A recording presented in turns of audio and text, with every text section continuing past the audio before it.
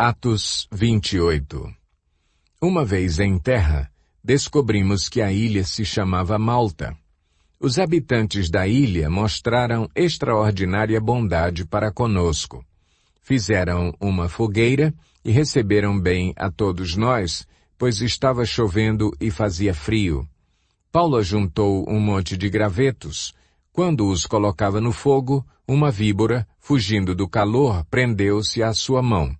Quando os habitantes da ilha viram a cobra agarrada na mão de Paulo, disseram uns aos outros: certamente este homem é assassino, pois, tendo escapado do mar, a justiça não lhe permite viver. Mas Paulo, sacudindo a cobra no fogo, não sofreu mal nenhum. Eles, porém, esperavam que ele começasse a inchar ou que caísse morto de repente, mas, tendo esperado muito tempo e vendo que nada de estranho lhe sucedia, mudaram de ideia e passaram a dizer que ele era um deus. Próximo dali havia uma propriedade pertencente a Públio, o homem principal da ilha. Ele nos convidou a ficar em sua casa e, por 3 dias, bondosamente nos recebeu e nos hospedou. Seu pai estava doente, acamado, sofrendo de febre e disenteria. Paulo entrou para vê-lo e, depois de orar, impôs-lhe as mãos e o curou. Tendo acontecido isso, os outros doentes da ilha vieram e foram curados. Eles nos prestaram muitas honras e, quando estávamos para embarcar, forneceram-nos os suprimentos de que necessitávamos. Passados 3 meses, embarcamos num navio que tinha passado o inverno na ilha. Era um navio alexandrino que tinha por emblema os deuses gêmeos, Castor e Pólux. Aportando em Siracusa, ficamos ali 3 dias. Dali, partimos e chegamos a Régio. No dia seguinte, soprando o vento sul, prosseguimos, chegando a Puteoli, no 2º dia. Ali encontramos alguns irmãos que nos convidaram a passar uma semana com eles. E depois fomos para Roma. Os irmãos dali tinham ouvido falar que estávamos chegando e vieram até a praça de Ápio e as 3 vendas para nos encontrar. Vendo-os, Paulo deu graças a Deus e sentiu-se encorajado. Quando chegamos a Roma, Paulo recebeu permissão para morar por conta própria, sob a custódia de um soldado. 3 dias depois, ele convocou os líderes judeus. Quando estes se reuniram, Paulo lhes disse: meus irmãos, embora eu não tenha feito nada contra o nosso povo, nem contra os costumes dos nossos antepassados, fui preso em Jerusalém e entregue aos romanos.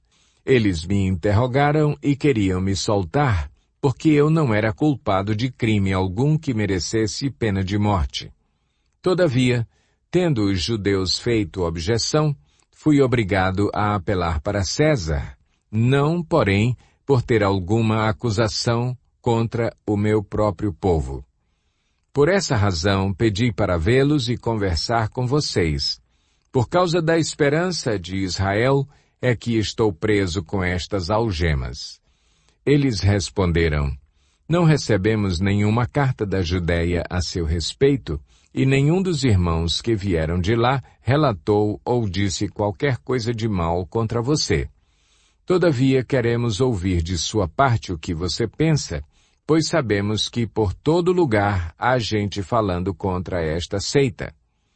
Assim, combinaram encontrar-se com Paulo em dia determinado, indo em grupo ainda mais numeroso ao lugar onde ele estava. Desde a manhã até a tarde, ele lhes deu explicações e lhes testemunhou do reino de Deus, procurando convencê-los a respeito de Jesus com base na lei de Moisés e nos profetas. Alguns foram convencidos pelo que ele dizia, mas outros não creram. Discordaram entre si mesmos e começaram a ir embora depois de Paulo ter feito esta declaração final.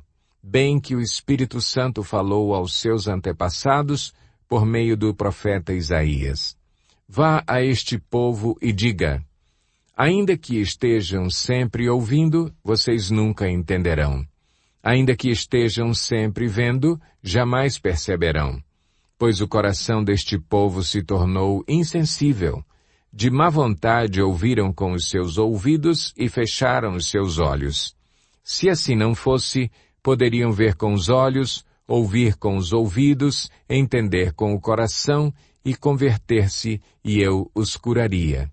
Portanto, quero que saibam que esta salvação de Deus é enviada aos gentios. Eles a ouvirão. Depois que ele disse isto, os judeus se retiraram, discutindo intensamente entre si. Por 2 anos inteiros, Paulo permaneceu na casa que havia alugado e recebia a todos os que iam vê-lo. Pregava o reino de Deus e ensinava a respeito do Senhor Jesus Cristo, abertamente e sem impedimento algum.